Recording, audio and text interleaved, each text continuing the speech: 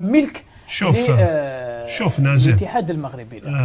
كي تشوف انت اكبر منتج للمخدرات والحشيش في العالم، المغرب راهي تنتج ولا تربح اموال طائله من بيع الحشيش وتصديره، يعني تصدير الرهج هذا يصدروه للدول يعني اوروبيه وافريقيه ويوصل حتى للخليج. تشوف انا شفت رقم اذهلني قبل اسبوعين اللي هو 15 مليار دولار، يعني ارباح تاع الحشيش والقنب الهندي هذا وكذا.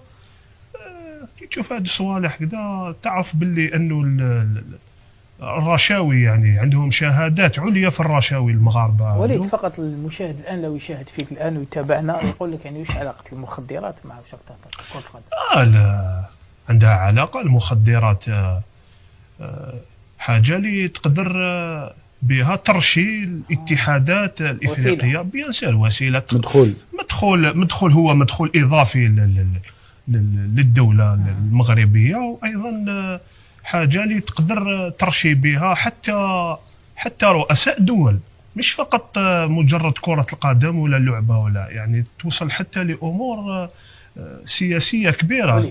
بيان سور تشوف انا قريت تقرير في احد الايام حوالي 2 أو 3 من يعني وسائل اعلام بريطانيه وامريكيه وحتى هذا يقول لك حتى المغرب يستعمل طائرات الخطوط الجويه تاعو باش ينقل المخدرات هذو للدول الافريقيه، فهمتني؟ من اجل شراء الذمم. من اجل شراء الذمم. اكيد. ونزيد لك حاجه يعني فقط نفتحوا قوس. يلا قوس.